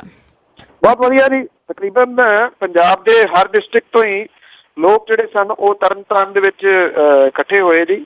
ਔਰ ਇਹ ਜਿਹੜਾ ਤਰਨਤਾਰਨ ਦੇ ਬਾਰ-ਬਾਰ ਜਿਹੜਾ ਜੀ ਇੱਥੇ ਫਾਟਕ ਹੈ, ਰੇਲ ਫਾਟਕ, ਜਿੱਥੇ ਧਰਮ ਯੁੱਧ ਮੋਰਚੇ ਦੇ ਦੌਰਾਨ ਬਹੁਤ ਸਾਰੇ ਲੋਕ ਮਾਰੇ ਗਏ ਸਨ ਟ੍ਰੇਨ ਹਾਦਸੇ ਦੇ ਵਿੱਚ, ਉੱਥੋਂ ਸ਼ੁਰੂ ਹੋ ਕੇ ਜੀ ਜਿਹੜਾ ਸਰਕਾਰੀ ਹਸਪੀਟਲ ਹੈ ਤਰਨਤਾਰਨ ਦਾ, ਜਿੱਥੇ ਨਸ਼ਾ ਛਡਾਊ ਕੇਂਦਰ ਹੈ ਜੀ, ਉੱਥੇ ਇਹ ਜਿਹੜੀ ਜਾਗਰੂਕਤਾ ਰੈਲੀ ਸੀ ਉਹਦਾ ਲਿਆ ਕੇ ਇਹ ਖਤਮ ਹੋਈ ਜੀ। ਔਰ ਅਗਲੇ ਹਫ਼ਤੇ ਦੇ ਸੱਦੇ ਦੇ ਨਾਲ ਲੋਕਾਂ ਨੂੰ ਇਹ ਸੱਦਾ ਦਿੱਤਾ ਗਿਆ ਜੀ ਕਿ ਉਹ ਆਪਣੇ ਘਰਾਂ ਦੀ ਨਿਗਰਾਨੀ ਖੁਦ ਕਰਨ, ਸਰਕਾਰਾਂ ਦੇ ਉੱਤੇ ਯਕੀਨ ਨਾ ਕਰਨ, ਪ੍ਰਸ਼ਾਸਨ ਦੇ ਉੱਤੇ ਯਕੀਨ ਨਾ ਕਰਨ। ਮਾਵਾਂ ਜਿਹੜੀਆਂ ਨੇ ਉਹ ਆਪਣੇ ਪੁੱਤ ਸੰਭਾਲਣ, ਭੈਣਾਂ ਜਿਹੜੀਆਂ ਨੇ ਉਹ ਆਪਣੇ ਭਰਾ ਸੰਭਾਲਣ, ਪਿਓ ਜਿਹੜੇ ਨੇ ਉਹ ਆਪਣੇ ਪੁੱਤਾਂ ਦੀ ਰਾਖੀ ਕਰਨ ਕਿ ਉਹ ਕੀ ਕਰ ਰਹੇ ਨੇ। ਕਿਉਂਕਿ ਬਰਬਾਦ ਜਿਹੜਾ ਜੀ ਉਹ ਨਸ਼ੇ ਦੇ ਨਾਲ ਕਰ ਦਿੱਤਾ ਗਿਆ ਸਾਡੇ ਪੰਜਾਬ ਦੀ ਜਵਾਨੀ ਨੂੰ। ਇਸ ਕਰਕੇ ਇਹਦੇ ਵਿੱਚ ਥੋੜਾ ਪੋਜ਼ਿਟਿਵ ਇਹ ਰੱਖਿਆ ਗਿਆ ਜੀ ਕਿ ਜਵਾਨੀ ਜਿਹੜੀ ਆ ਜੀ ਜੀਵੇ ਜਵਾਨੀ ਔਰ ਜ਼ਿੰਦਗੀ ਜ਼ਿੰਦਾਬਾਦ ਦੇ ਨਾਅਰੇ ਜਿਹੜੇ ਜੀ ਉਹ ਇਹਦੇ ਵਿੱਚ ਦਿੱਤੇ ਗਏ ਨੇ। ਇੱਕ ਜਿਹੜੀ ਗੱਲ ਹੋਰ ਜਿਹੜੀ ਇਹਦੇ ਵਿੱਚ ਮੈਸੇਜ ਜਿਹੜਾ ਮੇਰਾ ਸੀਗਾ ਜੀ, ਮੈਂ ਇਹ ਦੱਸਿਆ ਜੀ ਕਿ ਜਿਹੜੇ ਪਿੰਡਾਂ ਥਾਵਾਂ ਦੇ ਉੱਤੇ ਆ ਅਸੀਂ ਇੱਕ ਰਲ ਕੇ ਜਿਹੜੀ ਨਸ਼ੇ ਦੀ ਨਰਸਰੀ ਆ ਨਾ ਜੀ ਉਹਨੂੰ ਖਤਮ ਕਰਨ ਦਾ ਜਿਹੜਾ ਜੀ ਤਹਈਆ ਕਰੀਏ। ਇਹਦੇ ਵਿੱਚ NRI ਜਿਹੜੇ ਨੇ ਜੀ ਬਹੁਤ ਵੱਡਾ ਰੋਲ ਨਿਭਾ ਸਕਦੇ ਨੇ। ਆਪੋ ਆਪਣੇ ਪਿੰਡਾਂ ਦੇ ਵਿੱਚ ਹੁਣ ਤੁਸੀਂ ਜੇ ਆਉਂਦੇ ਹੋ, ਨਹੀਂ ਵੀ ਆਉਣਾ ਤਾਂ ਕਿਸੇ ਦੀ ਡਿਊਟੀ ਲਾ ਕੇ ਬੜੇ ਥੋੜ੍ਹੇ ਜਿਹੇ ਪੈਸਿਆਂ ਦੇ ਵਿੱਚ ਉਹਨਾਂ ਨੂੰ ਕਹੋ ਕਿ ਸਾਲ ਦੇ ਵਿੱਚ 2 ਵਾਰੀ ਜਿਹੜੀ ਆ ਜੀ ਉਹ ਸਪਰੇਅ ਕਰਨ ਜਿਹੜੀ ਨਸ਼ੇ ਦੀ ਨਰਸਰੀ ਜਿਹੜੀ ਆ ਉਹਦੇ ਉੱਤੇ ਜੀ, ਭੰਗ ਦੇ ਉੱਤੇ। ਇਹ ਇੱਕ ਸਾਜ਼ਿਸ਼ ਦੇ ਤਹਿਤ ਜਿਹੜੀ ਜੀ 10-12 ਸਾਲ ਤੋਂ ਪਿਛਲੇ ਪੰਜਾਬ ਦੇ ਵਿੱਚ ਇਹਦਾ ਛੱਟਾ ਦਿੱਤਾ ਗਿਆ, ਕਿਉਂਕਿ ਇੱਥੋਂ ਕੰਮ ਸਟਾਰਟ ਹੁੰਦਾ ਸਾਰਾ। ਇਹਨੂੰ ਇਹ ਕਿਹਾ ਜਾਂਦਾ ਕਿ ਆਮ ਬੰਦੇ ਦਾ ਨਸ਼ਾ ਹੈ, ਇਹ ਗਰੀਬ ਦਾ ਨਸ਼ਾ ਹੈ। ਉੱਥੋਂ ਹੀ ਜਿਹੜੇ ਨੇ ਜੀ ਲੱਗ ਜਾਂਦੇ ਨੇ, ਗਰੀਬ ਹੋਵੇ ਅਮੀਰ ਹੋਵੇ। ਤਾਂ ਜੇ ਕਿਤੇ ਪਿੰਡਾਂ ਥਾਵਾਂ ਦੇ ਵਿੱਚੋਂ ਇਹਨੂੰ ਪੁੱਟਿਆ ਜਾਵੇ, ਇਹਨੂੰ ਖਤਮ ਕਰ ਦਿੱਤਾ ਜਾਵੇ ਸਪਰੇਅ ਕਰਕੇ। ਰਾਏਕੋਟ ਦੇ ਨੇੜੇ ਕੁਝ ਪਿੰਡ ਨੇ ਜੀ ਤੇ ਡਾਕਟਰ ਸਿੱਧੂ ਨੇ ਮੇਰੇ ਨੋਨ ਨੇ ਜੀ, ਉਹ ਇਹ ਕੰਮ ਕਰ ਰਹੇ ਨੇ ਪਿਛਲੇ ਕੁਝ ਸਮੇਂ ਤੋਂ। 10 ਕੁ ਪਿੰਡਾਂ ਦੀ ਜ਼ਿੰਮੇਵਾਰੀ ਉਹਨਾਂ ਨੇ ਲਈ ਹੋਈ ਹੈ। ਅਸੀਂ ਚਾਹੁੰਦੇ ਹਾਂ ਜੀ ਕਿ ਹਰ ਪਿੰਡ ਵਾਲਾ ਜਿਹੜਾ ਜੀ ਆਪਣੇ ਪਿੰਡ ਦੀ ਤੇ ਨਾਲ ਲੱਗਵੇਂ ਪਿੰਡ ਦੀ ਜਿਹੜੀ ਹੈ ਜੀ ਉਹ ਜ਼ਿੰਮੇਵਾਰੀ ਲਵੇ। ਜਿੰਨੇ ਪਿੰਡਾਂ ਨੂੰ ਰਾਹ ਆਉਂਦੇ ਨੇ ਉਹਨਾਂ ਦੇ ਉੱਤੇ ਸਪਰੇਅ ਕਰਕੇ ਇਹਨੂੰ ਤਹਿਸ ਨਹਿਸ ਕੀਤਾ ਜਾਵੇ ਜੀ ਇਸ ਨਸ਼ੇ ਦੀ ਨਰਸਰੀ ਨੂੰ। ਜੇ ਅਸੀਂ ਇੱਥੋਂ ਸ਼ੁਰੂਆਤ ਕਰ ਲਈ ਤਾਂ ਹੋ ਸਕਦਾ ਜੀ ਜਿਹੜੀ ਅੱਗੋਂ ਲੱਗਣ ਵਾਲੇ ਨਸ਼ੇ ਦੇ ਉੱਤੇ ਲੋਕ ਨੇ ਜੀ ਉਹਨਾਂ ਨੂੰ ਕਿਸੇ ਤਰੀਕੇ ਦੇ ਨਾਲ ਜਿਹੜਾ ਜੀ ਉਹ ਰੋਕ ਲਵਾਂਗੇ। ਇਹ ਮੈਂ ਪੰਜਾਬੀ ਰੇਡੀਓ USA ਦੇ ਰਾਹੀਂ ਜਿੰਨੇ ਐਨਾਲਾਈਜ਼ ਇਸ ਵੇਲੇ ਸੁਣ ਰਹੇ ਨੇ, ਜਿੱਥੇ ਜਿੱਥੇ ਵੀ ਤੁਸੀਂ ਸੁਣ ਰਹੇ ਹੋ, ਮੈਂ ਸਦਾ ਤੁਹਾਨੂੰ ਦੇਣਾ ਚਾਹੁੰਦਾ ਜੀ ਆਪੋ ਆਪਣੇ ਪਿੰਡਾਂ ਥਾਵਾਂ ਦੇ ਉੱਤੇ ਇਹ ਡਿਊਟੀਆਂ ਜਿਹੜੀਆਂ ਨੇ ਜੀ ਆਪਣੇ ਦੋਸਤਾਂ ਮਿੱਤਰਾਂ ਰਿਸ਼ਤੇਦਾਰਾਂ ਦੀਆਂ ਜਿਹੜੀਆਂ ਜੀ ਉਹ ਲਗਾਓ ਕਿ ਉਹ ਇੱਕ ਸਪਰੇਅ ਜਿਹੜੀ ਆ ਜੀ ਉਹ ਉਹਦੀ ਜ਼ਿੰਮੇਵਾਰੀ ਲੈਣ। ਸਾਲ ਦੇ ਵਿੱਚ 2 ਸਪਰੇਆਂ, 2 ਸਾਲਾਂ ਦੇ ਵਿੱਚ ਇਹਦਾ ਜਿਹੜੀ ਮੁਕੰਮਲ ਰੂਪ ਦੇ ਵਿੱਚ ਖਾਤਮਾ ਹੋ ਸਕਦਾ। ਅੱਗੋਂ ਇਹਨੂੰ ਜਿਹੜਾ ਜੀ ਪੱਕਣ ਨਾ ਦਿਓ, ਇਹਦੇ ਬੀਜ ਜਿਹੜੇ ਡਿੱਗਦੇ ਨੇ ਉਹ ਅੱਗੋਂ ਉੱਗੇ ਨਾ। ਇਸ ਰੂਪ ਦੇ ਵਿੱਚ ਅਸੀਂ ਜੇ ਨਸ਼ੇ ਦੀ ਨਰਸਰੀ ਜਿਹੜੀ ਆ ਉਹਨੂੰ ਠੱਲਣ ਦੇ ਵਿੱਚ ਸਫਲ ਹੋ ਗਏ ਤਾਂ ਅਸੀਂ ਬਹੁਤ ਸਾਰੇ ਜਿਹੜੇ ਪੁੱਤ ਨੇ ਨਾ ਜੀ ਆਉਣ ਵਾਲੇ ਦਿਨਾਂ ਦੇ ਵਿੱਚ ਬਚਾ ਸਕਦੇ ਹਾਂ। ਓਵਰਨਾਈਟ ਜਿਹੜੇ ਇਹੋ ਜਿਹਾ ਜਿਹੜਾ ਇਨਕਲਾਬ ਜਾਂ ਜਿਹੜਾ ਇਹੋ ਜਿਹੀਆਂ ਮੂਵਮੈਂਟ ਹੁੰਦੀਆਂ ਨੇ ਉਹਨਾਂ ਦੇ ਸਿੱਟੇ ਨਹੀਂ ਸਾਹਮਣੇ ਆਉਂਦੇ। ਇਹਦੇ ਵਾਸਤੇ ਸਮਾਂ ਜਿਹੜਾ ਜੀ ਉਹ ਲੱਗਦਾ। ਔਰ ਇੱਕ ਹਫ਼ਤਾ ਹੁਣ ਪਿਆ, ਆਉਣ ਵਾਲੇ ਐਤਵਾਰ ਨੂੰ ਜਿਹੜਾ ਜੀ ਇਹ ਇਨਕਲਾਬ ਜਿਹੜਾ ਹੈ ਉਹ ਜਾਊਗਾ ਜੀ ਮਾਨਸਾ। ਸੋ ਮਾਨਸਾ ਦੇ ਡਿਸਟ੍ਰਿਕਟ ਦੇ ਜਿੰਨੇ ਲੋਕ ਸੁਣ ਰਹੇ ਨੇ ਜੀ ਉਹਨਾਂ ਨੂੰ ਮੇਰੀ ਬੇਨਤੀ ਹੈ ਜੀ ਕਿ ਜਿੰਨੇ ਤੁਹਾਡੇ ਉੱਤੇ ਵਾਕਫ ਰਹਿੰਦੇ ਨੇ ਉਹਨਾਂ ਨੂੰ ਸੱਦਾ ਦੇਣਾ ਕਿ ਇਹਦਾ ਪਾਰਟ ਜਿਹੜਾ ਜੀ ਉਹ ਬਣ। ਤੇ ਅਗਲੇ ਹਫ਼ਤੇ ਫਿਰ ਦੱਸਾਂਗੇ ਜੀ ਉਸ ਤੋਂ ਅਗਲੇ ਹਫ਼ਤੇ ਕਿੱਥੇ ਜਾਣਾ। ਤਾਂ ਆਉਂਦੇ ਹਫ਼ਤੇ ਐਤਵਾਰ ਨੂੰ ਮਾਨਸਾ ਦੇ ਵਿੱਚ ਇਨਕਲਾਬ ਜਿਹੜਾ ਜੀ ਇਕੱਠਾ ਹੋਊਗਾ। ਔਰ ਜਿੰਨੇ ਵੀ ਸੁਹਿਰਦ ਲੋਕ ਇਹਦੇ ਵਿੱਚ ਆਏ ਜੀ, ਇਹਦੇ ਵਿੱਚ ਬਹੁਤ ਸਾਰੇ ਪੱਤਰਕਾਰ ਭਾਈਚਾਰਾ ਵੀ ਜਿਹੜਾ ਉਹ ਸ਼ਾਮਲ ਸੀਗਾ। ਅੱਜ ਹੀ ਬਹੁਤ ਵਧੀਆ ਜਿਸ ਤਰ੍ਹਾਂ ਤੁਸੀਂ ਦੱਸਿਆ ਆ, ਕਹਿੰਦੇ ਇੱਕ ਪੁੱਤ ਹੁੰਦਾ ਸੀਗਾ ਤੇ ਉਹ ਮਾਂ-ਬਾਪ ਦੀ ਟੇਕ ਕੇਅਰ ਕਰਦਾ ਸੀਗਾ, ਮਾਂ-ਬਾਪ ਨੂੰ ਸੰਭਾਲਦਾ ਸੀ। ਘਰ ਦੇ ਵਿੱਚ ਭੈਣ ਆ, ਭੈਣ ਦੀ ਜਿਹੜੀ ਆ ਟੇਕ ਕੇਅਰ ਕਰਦਾ ਸੀ। ਪਰ ਅੱਜ ਜਿਹੜਾ ਤੁਸੀਂ ਸੱਦਾ ਆ ਇਹ ਉਲਟਾ ਕਿਉਂ ਜ਼ਮਾਨਾ ਆ ਗਿਆ ਕਿ ਜਿਹੜੀਆਂ ਭੈਣਾਂ ਆ ਉਹ ਆਪਣੇ ਭਰਾ ਦਾ ਖਿਆਲ ਰੱਖਣ ਤੇ ਮਾਂ-ਬਾਪ ਆ ਉਹ ਵੀ ਆਪਣੇ ਮੁੰਡਿਆਂ ਦਾ ਖਿਆਲ ਰੱਖਣ, ਕਿਉਂਕਿ ਇੱਕ ਜਵਾਨੀ ਨੂੰ ਤਬਾਹ ਕਰਨ ਦੇ ਵੱਲ ਜਿਹੜੀ ਕੋਈ ਨਾ ਕੋਈ ਸਾਜ਼ਿਸ਼ ਆ ਉਹ ਚੱਲੀ ਹੋਈ ਆ। ਤੇ ਅਸੀਂ ਵੀ ਜੀ ਸਾਰਿਆਂ ਨੂੰ ਸੱਦਾ ਦਿੰਦੇ ਹਾਂ ਕਿ ਜਿੱਥੇ ਜਿੱਥੇ ਵੀ ਤੁਸੀਂ ਆਪਣੇ ਪਿੰਡਾਂ ਦੇ ਵਿੱਚ ਜ਼ਰੂਰ ਇਹ ਗੱਲ ਪਹੁੰਚਾਓ ਕਿ ਜਿਸ ਤਰ੍ਹਾਂ ਵੀ ਉਹ ਇਸ ਬੀਜ ਨੂੰ ਖਤਮ ਕਰ ਸਕਦੇ ਆ, ਜ਼ਰੂਰ ਇਸ ਦੇ ਵਿੱਚ ਹਿੱਸਾ ਪਾਉਣਾ ਚਾਹੀਦਾ। ਅਤੇ ਬਲਤੇਜ ਪੰਨੂ ਜੀ, ਆਪਾਂ ਗੱਲ ਕਰਦੇ ਹਾਂ ਪ੍ਰੋਫੈਸਰ ਕਮਲਜੀਤ ਸਿੰਘ ਜੀ ਢੁੱਡੀਕੇ, ਜਿਹੜੇ ਅਚਾਨਕ ਹੀ ਬਿਮਾਰ ਹੋ ਕੇ ਉਹ ਪਰਿਵਾਰ ਨੂੰ ਸਦੀਵੀ ਵਿਛੋੜਾ ਦੇ ਗਏ ਆ। ਉਹ ਕਈ ਅਖਬਾਰਾਂ ਦੇ ਵਿੱਚ ਜਿਵੇਂ ਇੱਕ ਕਾਲਮ ਲਿਖਦੇ ਸੀਗੇ ਤੇ ਵੱਖ-ਵੱਖ ਦੇਸ਼ਾਂ ਦੇ ਵਿੱਚ ਉਹ ਰੇਡੀਓ ਨੂੰ ਖਬਰਾਂ ਵੀ ਦਿੰਦੇ ਸੀਗੇ। ਇਹ ਜਿਹੜਾ ਪਰਿਵਾਰ ਨੂੰ ਵਿਛੋੜਾ ਦਿੱਤਾ ਆ ਉਹਦੇ ਲਈ ਅਸੀਂ ਅਰਦਾਸ ਕਰਦੇ ਹਾਂ ਜੀ। ਬੰਦਾ ਕਰ ਤੇ ਕੁਝ ਨਹੀਂ ਸਕਦਾ ਕਿ ਪਰਮਾਤਮਾ ਉਹਨਾਂ ਨੂੰ ਆਪਣੇ ਚਰਨਾਂ ਦੇ ਵਿੱਚ ਨਿਵਾਸ ਬਖਸ਼ੇ। ਜੀ ਬਿਲਕੁਲ, 50 ਕੁ ਸਾਲਾਂ ਦੇ ਜੀ ਪ੍ਰੋਫੈਸਰ ਕਮਲਜੀਤ ਸਿੰਘ ਢੁੱਡੀਕੇ ਉਹ DMC ਦੇ ਵਿੱਚ ਉਹਨਾਂ ਨੇ ਆਪਣਾ ਅਖੀਰਲਾ ਸਾਹ ਜਿਹੜਾ ਜੀ ਉਹ ਲਿਆ। ਉਹ ਮੀਡੀਆ ਦੇ ਵਿੱਚ ਇੱਕ ਬੜਾ ਜਾਣਿਆ ਪਛਾਣਿਆ ਨਾਮ ਸੀਗਾ ਜੀ। ਇੱਥੋਂ ਦੂਰਦਰਸ਼ਨ ਤੋਂ ਵੀ ਇਹ ਖਬਰਾਂ ਪੜ੍ਹਦੇ, ਪਰ ਉਹਨਾਂ ਦੇ ਵੱਲੋਂ ਪੜ੍ਹੀਆਂ ਜਾਂਦੀਆਂ ਜਿਹੜੀਆਂ ਖਬਰਾਂ ਸੀਗੀਆਂ ਉਹ ਚਰਚਿਤ ਵਿਦੇਸ਼ਾਂ ਦੇ ਵਿੱਚ ਹੀ ਆ, ਕਿਉਂਕਿ ਉਹਨਾਂ ਦਾ ਟੋਟਕਿਆਂ ਦਾ ਜਿਹੜਾ ਇੱਕ ਅੰਦਾਜ਼ ਸੀਗਾ ਜੀ ਕਿ ਬਾਬਾ ਕਹਿੰਦਾ, ਸੱਥ 'ਚ ਬੈਠਾ ਬਾਬਾ ਕਹਿੰਦਾ ਸੀਗਾ, ਜਾਂ ਮੌਸਮ ਦਾ ਹਾਲ ਜਿਹੜਾ ਸੀਗਾ ਉਹਨਾਂ ਦੇ ਦੱਸਣ ਦਾ ਇੱਕ ਅੰਦਾਜ਼ ਜਿਹੜਾ ਸੀਗਾ, ਮੈਂ ਸਮਝਦਾ ਉਹਨਾਂ ਦੇ ਨਾਲ ਹੀ ਉਹ ਤੁਰ ਗਿਆ। ਇਹੋ ਜਿਹੀਆਂ ਜਿਹੜੀਆਂ ਚੀਜ਼ਾਂ ਹੁੰਦੀਆਂ ਨੇ ਇਹ ਆਪ ਹੀ ਕ੍ਰੀਏਟ ਕੀਤੀਆਂ ਹੋਈਆਂ ਹੁੰਦੀਆਂ ਨੇ ਜੀ ਕੁਝ ਇਹੋ ਜਿਹੀਆਂ ਹਸਤੀਆਂ ਦਾ। ਮੈਂ ਖੁਦ ਉਹਨਾਂ ਦਾ ਫੈਨ ਰਿਹਾ ਜੀ ਕਿ ਜਿਹੜਾ ਉਹਨਾਂ ਦਾ ਅੰਦਾਜ਼ੇ ਬਿਆਨ ਸੀਗਾ ਜੀ ਬੜਾ ਕਮਾਲ ਸੀਗਾ। ਠੇਠ ਮਲਵਈ ਬੋਲੀ ਦੇ ਵਿੱਚ ਉਹ ਜਦੋਂ ਖਬਰਾਂ ਪੜ੍ਹਦੇ ਸਨ ਤਾਂ ਮੇਰਾ ਖਿਆਲ ਲੋਕ ਸਿਰਫ ਕੰਨਾਂ ਰਾਹੀਂ ਨਹੀਂ, ਅੱਖਾਂ ਰਾਹੀਂ ਵੀ ਉਹਨਾਂ ਦੀਆਂ ਖਬਰਾਂ ਜਿਹੜੀਆਂ ਸੁਣਦੇ ਸਨ। ਪ੍ਰੋਫੈਸਰ ਕਮਲਜੀਤ ਸਿੰਘ ਢੁੱਡੀਕੇ ਹੋਰੀ ਇਸ ਦੁਨੀਆ ਦੇ ਵਿੱਚ ਜਿਹੜਾ ਜੀ ਉਹ ਨਹੀਂ ਰਹੇ। ਮੇਰਾ ਖਿਆਲ ਸਾਡੇ ਉਹ ਭਾਈਚਾਰੇ ਦੇ ਵਿੱਚੋਂ ਸਨ ਜੀ। ਬੜਾ ਅਫਸੋਸ ਹੈ ਸਾਨੂੰ ਉਹਨਾਂ ਦੇ ਪਰਿਵਾਰ ਦੇ ਨਾਲ। 1 ਤਰੀਕ ਨੂੰ ਉਹਨਾਂ ਦਾ ਅੰਤਿਮ ਸੰਸਕਾਰ ਜਿਹੜਾ ਜੀ ਉਹ ਲੁਧਿਆਣੇ ਦੇ ਵਿੱਚ ਹੋਊਗਾ। ਜਿਹੜੇ ਤੁਸੀਂ ਉਹਨਾਂ ਦੇ ਫੈਨ ਬੈਠੇ ਹੋ, ਪਤਾ ਕਿ ਇਹੋ ਜਿਹੇ ਮੌਕੇ ਤੇ ਜਿਵੇਂ ਭੈਣ ਜੀ ਤੁਸੀਂ ਕਿਹਾ, ਬਿਲਕੁਲ ਸਹੀ ਗੱਲ ਆ, ਅਸੀਂ ਕਰ ਕੁਛ ਨਹੀਂ ਸਕਦੇ। ਤੁਹਾਡੀ ਤਰਫੋਂ ਮੈਂ ਉੱਥੇ ਹਾਜ਼ਰ ਜ਼ਰੂਰ ਹੋਊਂਗਾ ਜੀ, ਤੁਹਾਡੇ ਸਾਰਿਆਂ ਦੀ ਤਰਫੋਂ। ਔਰ ਇੱਕ ਹੋਰ ਦੁਖਦਾਈ ਜਿਹੜੀ ਖਬਰ ਆ ਉਹ ਇਹ ਆ ਰਹੀ ਹੈ ਜੀ ਕਿ ਸ਼ਹੀਦ ਆਜ਼ਮ ਭਗਤ ਸਿੰਘ ਹੋਰਾਂ ਦੇ ਭੈਣ ਜੀ ਜਿਹੜੇ ਕਿ ਲੰਮੇਰੀ ਉਮਰ ਦੇ ਸਨ, ਬਰੈਂਪਟਨ ਦੇ ਵਿੱਚ ਉਹ ਰਹਿੰਦੇ ਸਨ ਜੀ, ਉਹ ਵੀ ਇਸ ਵੇਲੇ ਸਦੀਵੀ ਵਿਛੋੜਾ ਦੇ ਗਏ ਜੀ ਹੁਣ ਤੋਂ ਕੁਝ ਸਮਾਂ ਪਹਿਲਾਂ ਜੀ। ਤੇ ਜੀ ਬਹੁਤ ਸਾਰੇ ਜਿਹੜੇ ਸਿਤਾਰੇ ਆ ਉਹ ਬੁਝਦੇ ਜਾ ਰਹੇ ਆ ਤੇ ਅਖੀਰ ਦੇ ਵਿੱਚ ਆਜ਼ਨਾਮਾ ਜੀ ਕੁਛ ਇਸ ਤਰ੍ਹਾਂ ਜੀ। ਆਫਟਰ ਆਲ ਅਸੀਂ ਵੀ ਹਿਊਮਨ ਬੀਂਗ ਆ ਜੀ। ਮੈਂ ਸਮਝਦਾ ਹਾਂ ਕਿ ਇਹੋ ਜਿਹੇ ਮੌਕੇ ਦੇ ਉੱਤੇ ਨਾ ਜੀ ਜਿਹੜੀਆਂ ਭਾਵਨਾਵਾਂ ਨੇ ਉਹਨਾਂ ਦੇ ਉੱਤੇ ਕੰਟਰੋਲ ਕਰਨਾ ਕਈ ਵਾਰੀ ਔਖਾ ਹੋ ਜਾਂਦਾ ਜੀ। ਕਿ ਜੀਂਦ ਆ ਕੇ ਚੁਟਾਲੇ ਇਹ ਬੜਕ ਮਾਰੀ, ਲੱਗੀ ਹੋਣ ਹੁਣ ਜਿਹੜੀ ਹੈ ਚੋਣ ਮੀਆਂ। ਜੀਂਦ ਆ ਕੇ ਚੁਟਾਲੇ ਇਹ ਬੜਕ ਮਾਰੀ, ਲੱਗੀ ਹੋਣ ਹੁਣ ਜਿਹੜੀ ਹੈ ਚੋਣ ਮੀਆਂ। ਸਾਰੇ ਵੋਟਰ ਹਰਿਆਣੇ ਦੇ ਮਗਰ ਸਾਡੇ, ਅਸਾਂ ਵੇਖ ਲਏ ਸਾਰੇ ਹਨ ਕੌਣ ਮੀਆਂ। ਲੱਗਦਾ ਪੱਲੇ ਹੁਣ ਕੱਖ ਨਹੀਂ ਭਾਜਪਾ ਦੇ, ਆਗੂ ਕਾਂਗਰਸੀਏ ਬਹਿ ਕੇ ਰੋਣ ਮੀਆਂ। ਹੋਊ ਅਸਾਂ ਨੂੰ ਜਿੱਤ ਹੁਣ ਟੌਰ ਵਾਲੀ, ਸਾਰਾ ਧੋ ਦਿਆਂਗੇ ਪਿਛਲਾ ਧੋਣ ਮੀਆਂ।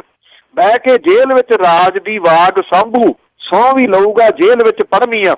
ਬਹਿ ਕੇ ਜੇਲ੍ਹ ਵਿੱਚ ਰਾਜ ਦੀ ਵਾਗ ਸਾਂਭੂ, ਸਹੁੰ ਵੀ ਲਊਗਾ ਜੇਲ੍ਹ ਵਿੱਚ ਪੜ੍ਹ ਮੀਆਂ। ਤਾਮਿਲ ਅੰਮਾ ਦਾ ਹਾਲ ਉਡੀਕਿਆ ਨਾ ਗਿਆ, ਐਵੇਂ ਮਾਰ ਸੀ ਫੜ ਮੀਆਂ।